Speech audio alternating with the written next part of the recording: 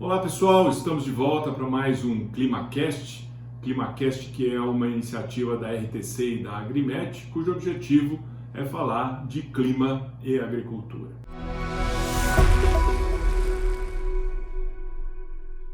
Estamos de volta depois de 15 dias para mostrar como é que estão as condições meteorológicas pelo Brasil, especialmente as condições de chuva e também nas regiões produtoras do estado do Rio Grande do Sul. Começando pelo mapa de chuva do Brasil, a gente vê aí para o mês de março uma variação bastante grande entre as diferentes regiões, com níveis mais elevados, principalmente na região norte, como é de se esperar, níveis intermediários aqui no centro-sul do Brasil e menos chuvas na região nordeste, onde é típico o clima semiárido. Bom, o que mais chama atenção nesse mapa são as chuvas mais intensas que ocorreram especialmente no centro-norte do Mato Grosso, o que a gente pode observar aqui nessa área mais azul no mapa, que mostra basicamente as regiões de Lucas do Rio Verde, Sinop, Sorriso, onde as chuvas excessivas que ocorreram ao longo desses primeiros dias do mês de março fizeram com que a colheita da soja fosse bastante prejudicada e, consequentemente, a implantação da cultura do milho safrinha. Quando a gente avalia a anomalia das chuvas, então lembrando que a anomalia é sempre a variação da chuva do mês em questão em relação à média histórica dos últimos 41 anos, a gente observa que, da mesma forma, grande parte do país ainda se encontra com anomalias negativas, considerando-se ainda que nós temos mais pelo menos 10 dias, 9 a 10 dias aí do mês de março, mas mesmo assim as chuvas estão bem abaixo do que seria a condição normal, com algumas poucas exceções. A gente consegue ver aí no sul do Mato Grosso do Sul, a região onde a gente já destacou as chuvas excessivas na região centro-norte do Mato Grosso e algumas áreas da região norte.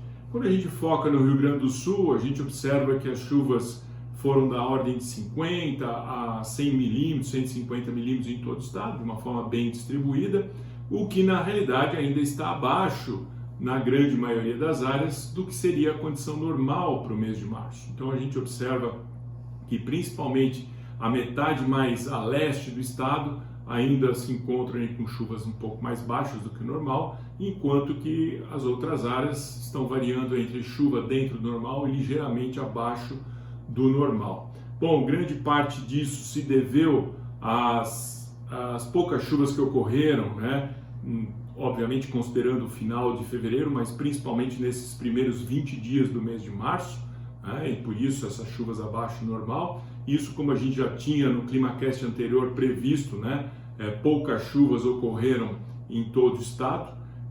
A gente vai observar que isso foi uma condição bem geral para todas as regiões que a gente analisa aqui, pegando a região noroeste, noroeste, centro, Planalto, centro-sul. A gente também observa que as previsões para os próximos 30 dias indicam aí bons acumulados de chuva, da ordem de 215 milímetros em São Luís Gonzaga. Isso pega toda a região noroeste do estado, passando por Santa Rosa com 247 milímetros e também a região de Campo Novo com 235,2. Quando a gente vai para a região do Planalto, a gente pega aí Sarandi também, poucas chuvas nos últimos 30 dias, mas um acumulado bastante expressivo, da ordem de 222 milímetros para os próximos 30 dias. Sempre lembrando que é bom a gente entender que os primeiros 10 dias são as previsões mais confiáveis e depois passa a ter aí um grau de incerteza um pouco maior. Eu estou falando isso especialmente pelo fato de que é muito difícil as previsões acertarem, principalmente o volume de chuva, a quantidade de chuva. Se vai chover ou não é um pouco mais confiável, mas o volume realmente é muito difícil de se acertar. Obviamente a gente tem as previsões anteriores que indicavam para os últimos dias poucas chuvas e isso se confirmou, infelizmente. Bom, mas seguindo em frente, a gente vê aqui para a região de Sarandi, 222 milímetros, Água Santa com 212, ou 211, melhor dizendo, Não Me Toque com 225 milímetros aproximadamente, já partindo aí para o noroeste centro, região de Birubá com 221 milímetros, um quadro muito semelhante em relação ao que a gente viu para as demais áreas. Panambi com 227,5 milímetros para os próximos 30 dias, em Cruz Alta também algo em torno de 219 milímetros. Quando a gente já começa a descer para as regiões mais ao sul do estado, né, ainda na região centro do estado, mas Tupã-Siretã já cai para 187 milímetros, vejam que muito pouca chuva nos últimos 30 dias, os próximos 30 dias aí com volumes que chegam a 187 milímetros, principalmente nos primeiros 10 dias, chuvas com acumulados mais elevados. Quando a gente parte para Júlio de Castilhos, também 186 milímetros, uma situação muito semelhante com o que a gente viu para Tupã-Siretã. E São Cepé, já mais no centro-sul, a gente começa a ver aí um volume previsto de chuva mais baixo, da ordem de 117 milímetros. Caçapava, menos ainda, 107 milímetros. O mesmo se observando na região de Bagé, com 105 milímetros. E finalizando com Arroio Grande, um pouquinho acima do que as duas últimas regiões, com 142,6 milímetros. Bom, isso com certeza afetou o balanço hídrico dos últimos dias. Então, retrocedendo um pouquinho e olhando para a disponibilidade de água no solo no estado do Rio Grande do Sul, nas diferentes regiões, para o dia 11 de março, a gente vê realmente que boa parte do estado, principalmente no noroeste, na região noroeste centro e centro-sul, com disponibilidades variando entre uma condição razoável a desfavorável, enquanto que no Planalto a situação estava um pouquinho melhor. Bom, com essa ausência de chuvas, a situação piorou, né, quando a gente chega aqui no dia 16 de março, tá? Então vejam que grande parte do estado numa condição entre razoável e desfavorável para o desenvolvimento das culturas, mas a partir dos últimos dias aí, algumas precipitações que ocorreram no estado elevaram, de uma forma geral, a disponibilidade de água no solo, e isso voltou a ser benéfico para a cultura da soja, que se encontra na sua reta final aí, principalmente para aqueles produtores que fizeram plantio um pouco mais tarde, da segunda quinzena de novembro para frente. Essas culturas ainda estão em fase de enchimento de grão, fase reprodutiva. Bom, quando a gente parte aí para a previsão do balanço hídrico, nós vemos uma condição muito favorável em função dessas chuvas que estão previstas. Então veja que aí para o dia 26 de março, praticamente todo o estado uma condição muito favorável, disponibilidade de água no solo. O mesmo ocorrendo no dia 31 de março. A partir do dia 5, 6 de abril, cai um pouquinho o armazenamento, principalmente na região centro-sul. Volta a se elevar por volta do dia 10 de abril. Dia 15 de abril, uma situação muito semelhante, fechando aí para o dia 18 de abril, ainda numa condição muito favorável. Então vejo que a partir de agora a expectativa é essa, em função da previsão que nós vimos lá atrás, de chuvas aí variando no centro-sul, da ordem de 100, 100 e poucos milímetros, até 220, 230 milímetros na região noroeste, noroeste centro e principalmente no Planalto.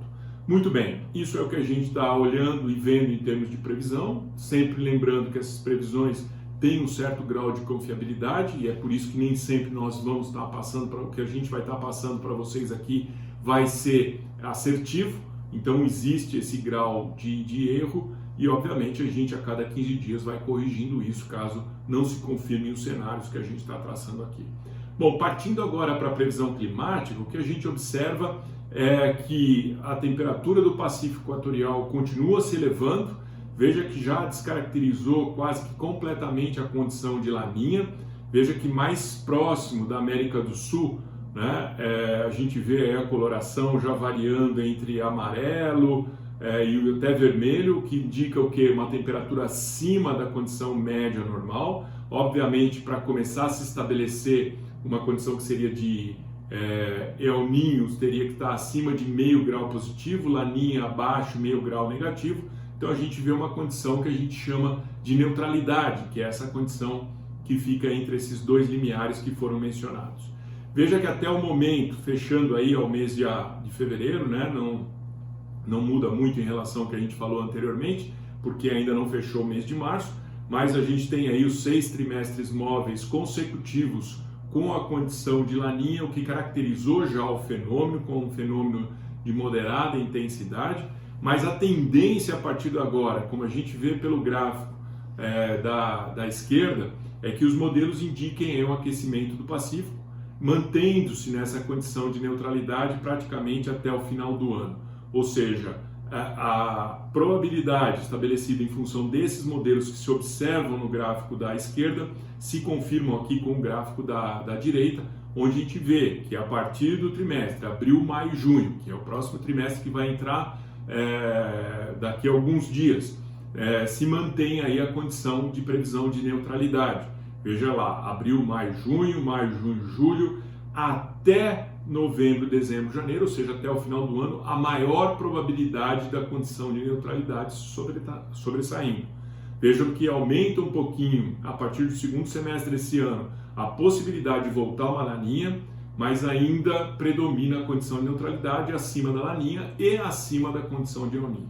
Como a gente bem sabe, condição de neutralidade e condição de laninha são as piores condições para o estado do Rio Grande do Sul. Obviamente isso é um padrão, não quer dizer que todo ano será assim, tanto é que este ano, mesmo sendo um ano de laninha, a situação não foi tão crítica quanto normalmente se observa na região, mas a condição de neutralidade também é uma condição que traz situações desfavoráveis. Se a gente lembrar bem, voltando um pouquinho aqui, a gente vê que de 19 para 20 foi um ano neutro, né? Como a gente pode bem observar aí, as temperaturas não ficando pelo menos 5 trimestres móveis consecutivos acima ou igual a meio, ficaram 4 trimestres móveis. Isso caracterizou o quê? Uma condição de neutralidade. E a gente lembra bem aí como foi crítico o quadro de chuva e balanço hídrico para a cultura da soja ao longo da safra 19 e 20.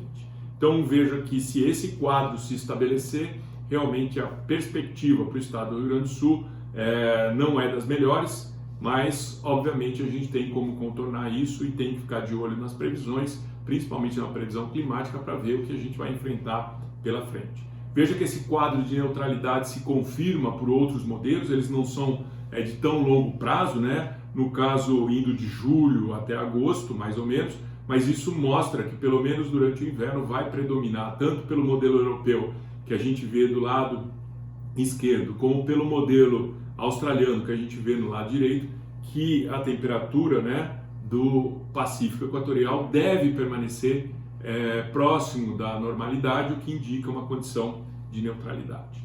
Bom, em função disso, quais são as previsões que a gente traz aqui para vocês? Primeiramente, a previsão do INEMET. Veja que a gente está avaliando o trimestre abril, maio, junho. Então, o gráfico da extrema esquerda mostra aí o volume, a previsão do volume de chuva para o trimestre. Bom, no gráfico do centro, na imagem do centro, né, a gente vê aí qual é a anomalia que é esperada também para esse trimestre, abril, maio e junho. E no gráfico da extrema direita, a gente vê qual é a probabilidade desse quadro se estabelecer.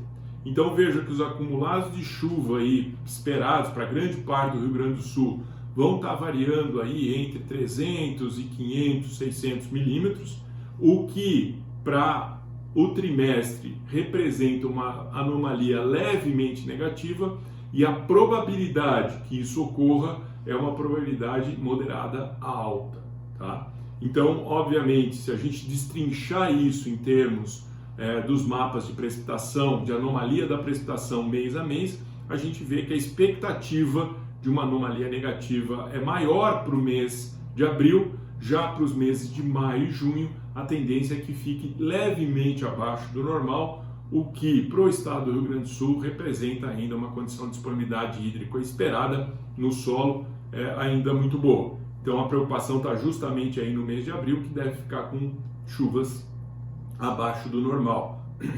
Bom, a gente sabe que por um lado isso pode ser prejudicial se a cultura ainda estiver em desenvolvimento, né? Por outro lado, isso pode trazer um cenário mais favorável aí para o processo da colheita, tendo uma janela razoável aí para executar a colheita e não ter os problemas que a gente acabou de mencionar que ocorreram lá no estado do Mato Grosso. Quando a gente parte para a previsão do CPTEC, ela ainda é a previsão anterior, ela não foi atualizada ainda, é para março, abril e maio, mas só para destacar que também, né, nesse trimestre que envolve os 2 próximos meses, se vê aí uma probabilidade de chuvas com uma maior probabilidade de ficar abaixo do normal, o que se confirma também com os prognósticos do Instituto de Clima e Sociedade da Universidade de Colômbia dos Estados Unidos, onde a gente vê, pelo menos para os próximos 2 trimestres móveis, a gente vê um quadro de anomalia negativa de chuva, tanto para o trimestre abril, maio, junho, como maio, junho, julho e também junho, julho, agosto, aliviando um pouco mais lá para frente.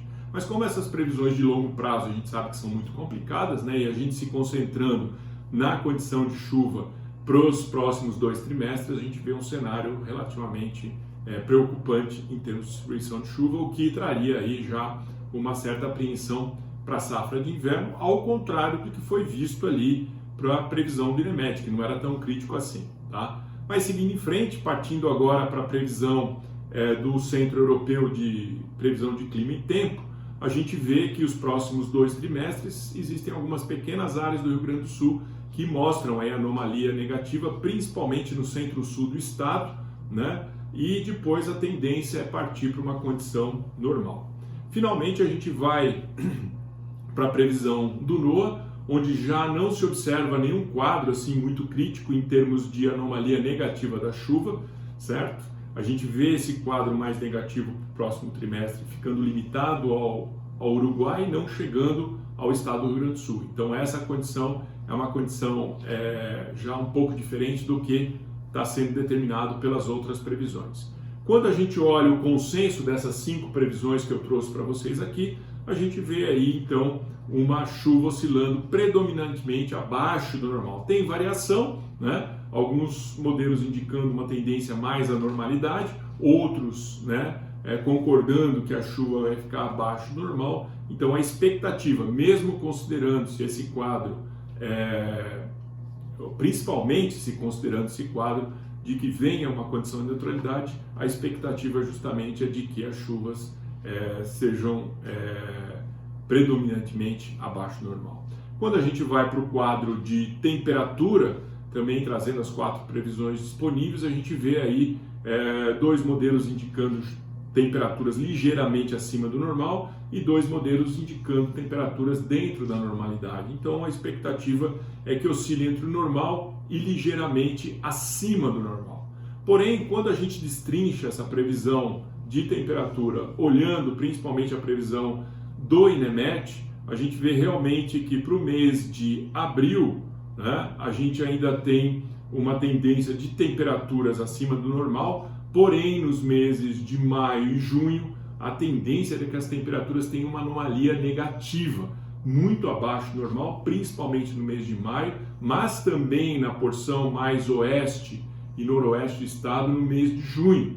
E isso pode ser um indício já de que teremos um inverno um pouco mais frio e, consequentemente, talvez com maiores possibilidades de geadas. Obviamente temos que acompanhar isso, né? Eu não estou aqui afirmando categoricamente que as geadas vão vir, mas isso já é um indicativo, né? Sempre quando a gente fala de geada, mais importante a gente estar olhando a previsão de tempo e, infelizmente, a previsão de tempo que nós temos agora, ela não permite que a gente traga qualquer indício de ocorrência de geadas na região. Mas, por ser um ano que está se estabelecendo uma condição de neutralidade, onde as massas de ar polar conseguem chegar com mais frequência na região sul do país, a tendência é que haja realmente, como mostra aqui a previsão do INEMET, de temperaturas com anomalias negativas e aí sim uma indicação de possíveis geadas nesse inverno. Ao contrário do que normalmente acontece nos anos de El Niño, em que as frentes frias ficam bloqueadas mais sobre a região sul do país, consequentemente trazendo mais chuva e menos possibilidade do avanço das massas de ar polar.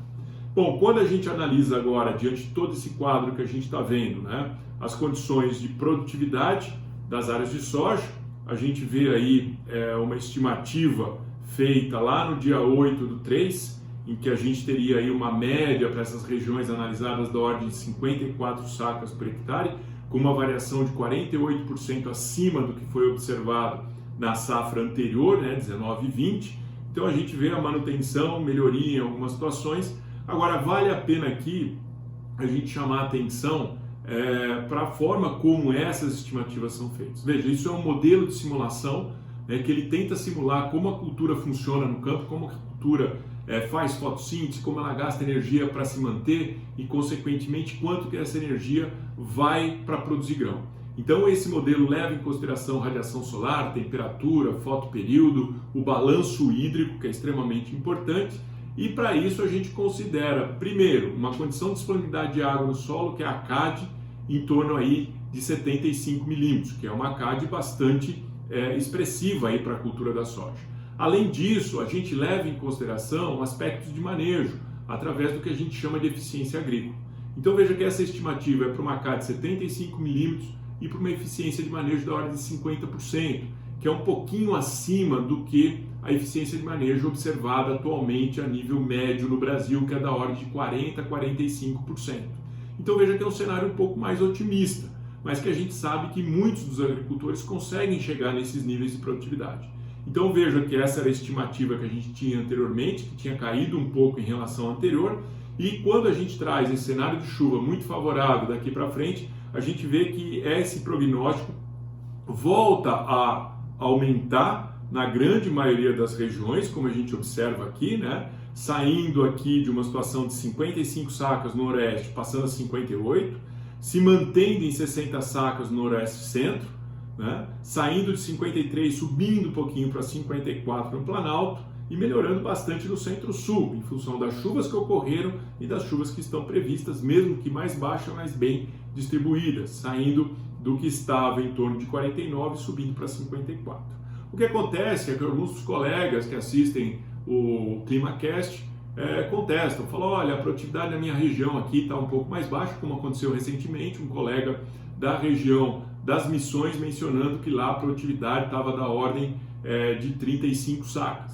Veja que isso depende muito da época de plantio, então aqui no nosso caso, nas nossas estimativas, nós estamos simulando plantios a partir de 15 de novembro, né? Então simulamos um plantio em 15 de novembro, 1º de dezembro e 15 de dezembro para fazer essa análise. Agora, quem plantou antes, quem fez a semeadura antes disso, pegando o mês de outubro, que ainda faltou chuva, pegando um solo de menor capacidade de retenção de água, em torno de 50 milímetros, e uma eficiência agrícola um pouco pior, vocês vão ver que as simulações pelo sistema Agrimax vai mostrar isso aí, ó, em torno de 38 sacas por hectare.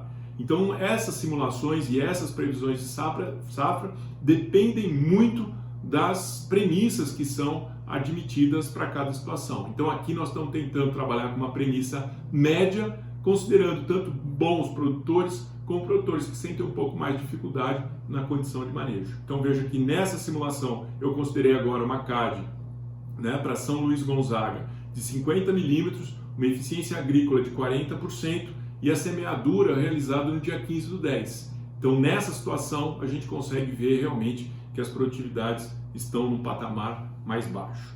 Bom, voltando para as previsões que foram efetivadas, a gente vê que de um modo geral elas melhoraram um pouco em relação à previsão anterior, principalmente no Centro-Sul, pegando São Cepé, né, Caçapava do Sul, Bagé e Arroio Grande, um ligeiro aumento na região Noroeste e também na região Noroeste Centro, enquanto que na região do Planalto se manteve, né, a previsão que tinha sido feita anteriormente. Bom, por que isso aconteceu? Porque nas condições de balanço hídrico, como apresenta essa figura aqui para todas as regiões analisadas, considerando-se uma capacidade de água disponível de 75 milímetros, a gente vê realmente que do final de fevereiro e ao longo de março, para algumas regiões a disponibilidade de água diminuiu, ficou no amarelo, que representa uma disponibilidade apenas razoável para o desenvolvimento da cultura. Quando a gente vai para Tupanciretã, Júlio de Castilhos, a condição ficou muito pior, veja que já ficou na condição vermelha, que é uma restrição um pouco maior da produtividade,